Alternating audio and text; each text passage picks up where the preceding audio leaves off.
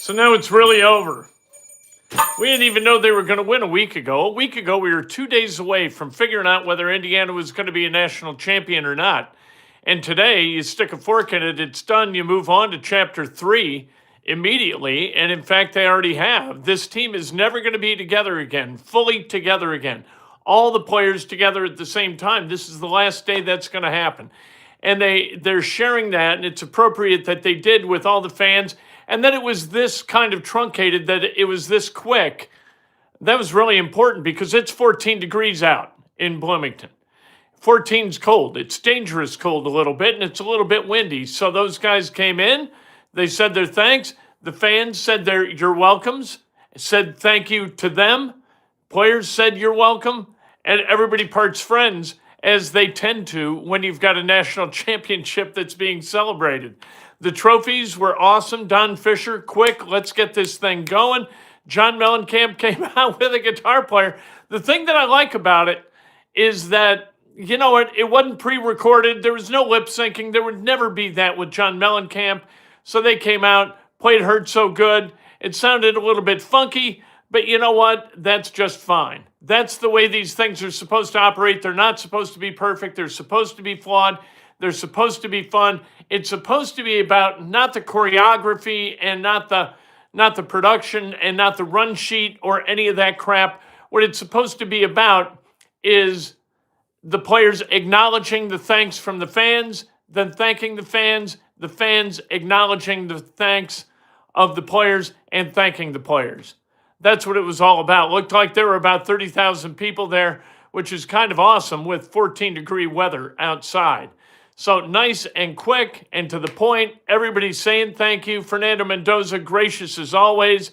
Kurt Signetti has already moved on. Those guys are not, they're going to be gone soon, and he's got to deal with his new team. He can't live in nostalgia for these guys. He'll always have a place in his heart for them, but you can't, exist in this off season and be nostalgic about it, get fat and happy, sit in your recliner and drink a bunch of Hoosier lager from Upland Brewery and expect next year to be anything but a train wreck. So you got to put it back on its wheels, get a bunch of new guys, bring them in, and let them know what this culture is and how this thing needs to work.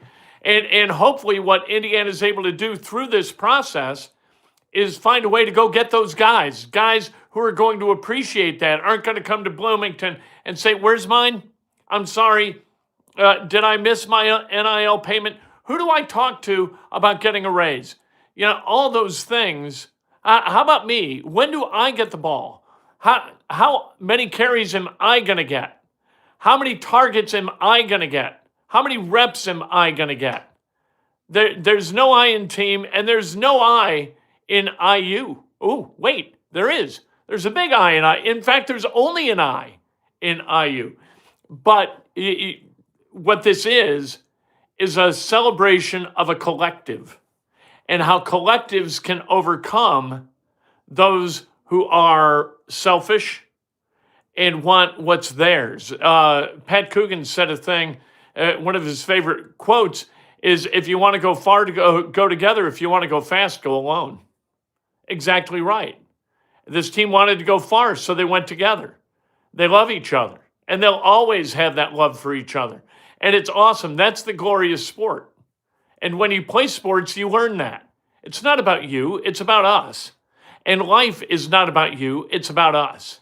Not about me, it's about us, right? That's what it's about.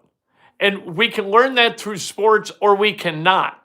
And the people who don't learn that through sports, I feel so sorry for them because they tend to live a lonely existence. This team was never lonely. This team was together.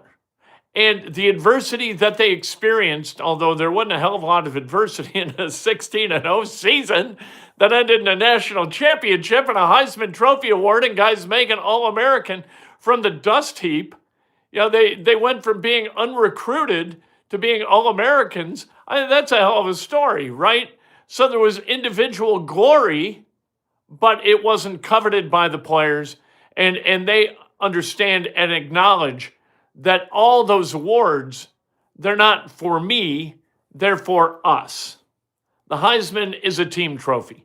National championship, team trophy. All-Americans, team trophy. You can't become an All-American without trust of coaches and the trust of your teammates.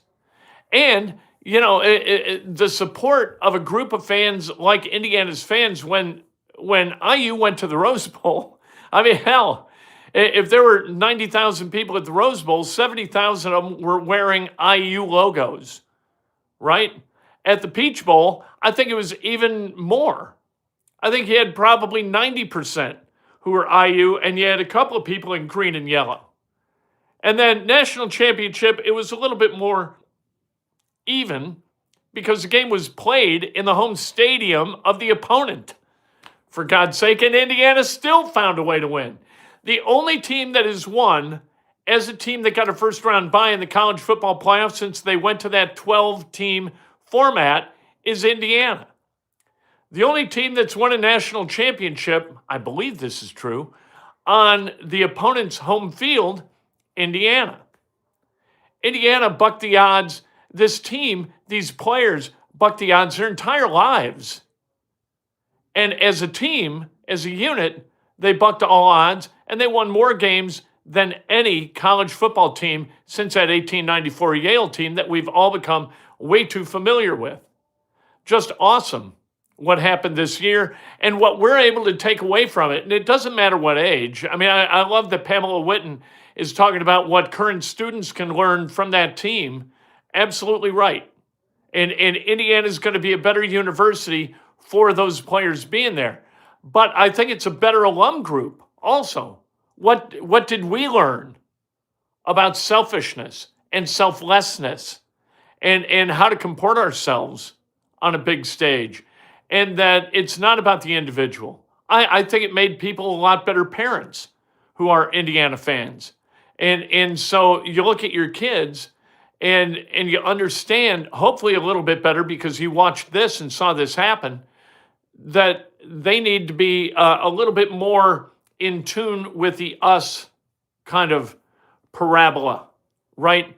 Instead of the we, or instead of the me. Like me doesn't get it done, and me doesn't work. But us, you can do some extraordinary things.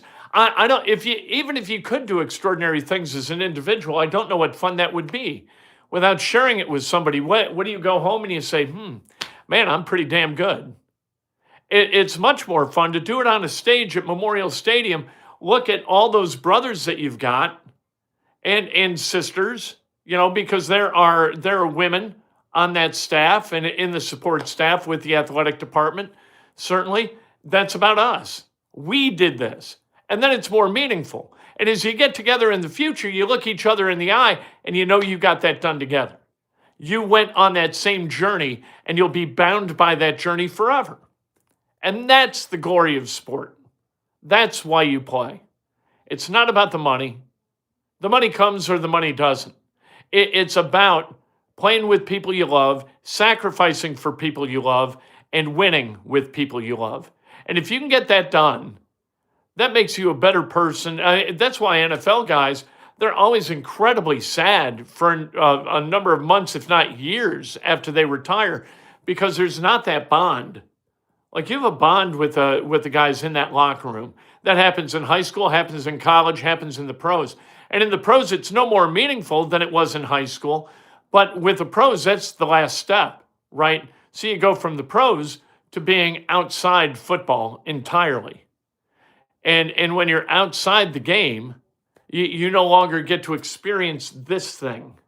That thing goes away because nothing's going to bring you closer than playing sports together and going through the roller coaster ride of seasons and of a career. And you get dinged and you got to go. You got to get your treatment and you've got to go to the trainer. You got to go to the doctors and you got to get repaired and you got to do this and you got to do that. But the thing that you get in the end of that, the reward for that, is you get to go on the field with a bunch of guys, look them in the eye and say, let's go kick some ass. And that's an awesome feeling. That's something that you never lose. And the people you do that with, you've got love for forever. That's the deal. And Indiana University this year taught us that. This isn't a bunch of selfish me guys. Look at me. I am the greatest. I am wonderful. That's not what this is. That's not how this works. And that's not how it worked. This is what do I need to do to make this better? That's what this is. Charles Egger says, Google Sig now, MFers. Yeah. What'd you think of Hurt So Good? Players rendition, Kent. I wish Haynes, Shanahan, Bosted would have spoke as well. Hoosiers. Yeah, I thought it was great because it was kind of rambunctious and it was like, I got a guitar player. You come on out, you play guitar. I'm going to sing the song. People are going to sing along. And what the hell, we'll see how it goes. You don't need to rehearse these things. It needs to be spontaneous and organic, and it was exactly that. And it was just fun. Everything today needed to be fun. Football games are choreographed, right? You know what you're supposed to do every single snap. You go get this block, then you hunt that block. You know, you run this route, or you block as a receiver. As a running back, you either get the ball or you're trying to protect people who have the ball. You continue to do that kind of stuff, you know, and that's what playing is. This was just fun. So let's put up the stage, have some lights, invite people in, give them rally towels. Let's have John Mellencamp and a guitar player come out and rip through Hurt So Good and see how that works. But Hurt So Good now is going to be the end of the third quarter anthem that everybody sticks around and sings. And that's awesome. I got my tickets to see John Mellencamp up at the Ruoff Music Center. I haven't seen him in a while. I saw him at a Farm Aid, but haven't seen him in a while because he was playing songs other than what I want to hear him play. If you want to charge money for a ticket, play what the ticket buying public wants to hear. That's a good idea. And you want to play a bunch of folk songs, God bless. But I'm not paying $50 to hear it. I want to hear the hits. And he's going to come out and play the hits. That's the soundtrack of the 1980s. It's the soundtrack, if you're of a similar age, that's the soundtrack of our youth. And so we're going to go out July 18th at Ruoff, and we're going to hear Mellencamp and his band play those songs. And I'm really looking forward to it. I think it's going to be awesome. Today's today's Wing Ding down at Memorial Stadium, I thought was great. It was exactly what this team is, and it extolled the virtues of exactly what this team was, and hopefully what the culture of Indiana football continues to be on and on and on and on. You know, let's get some guys. Let's get some more wins. Go hell next year. Let's go. Well, you got to go 16-0, right? If you've got to, there's no way to get to 17 because there's never going to be more than a couple or three undefeated teams. So really, really hard to imagine a fifth seed where you would play the 12 and then give yourself an opportunity to win a 17th game. So unless they expand the playoff, and if they do, I don't think they're ever going to play more than 16 games. I think that's a record that goes untouched forever. And that's awesome. A great standard that this team has set. But the real standard that this team set is not statistical, and it's not in the number of wins and the number of losses and the national championship trophy. Those are all validations of what the real message of this team is and the real takeaway is. And that's that what's done together, you got a chance to do something historic and fun and interesting and wonderful. And that's what Indiana football did this year. And that's why 30.1 million people watched during the national championship game. And only 23 million watched last year when Ohio State played against Notre Dame. Two of the programs, that wasn't like Temple playing against Tulane. You know what I mean? A lot of Notre Dame fans, lots of Ohio State fans. But this game, it wasn't good against evil. It wasn't like the Catholics against convicts, that kind of thing.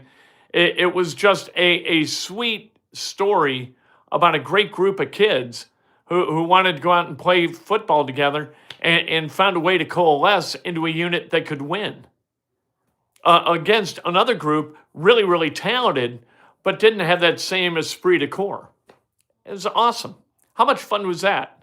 Have you ever had more fun watching football or anything in your lives than you did watching Indiana football this year. And those who are cynical about it can shove it up their ass. And really, instead of shoving it up their ass, what they can actually do is understand that their cynicism is not a gift, it's a penalty. And cynicism about Indiana football reveals a lack of character that I can't cotton. And so if you're cynical about Indiana, you know what? Sorry about you. And truly sorry about you, because if you can't figure out a way to enjoy what this team did, you can't enjoy anything, not truly. We'll be back Monday, if we're not back sooner. Breakfast with Kent, bright and early, 7 o'clock. Can't wait to talk to you then.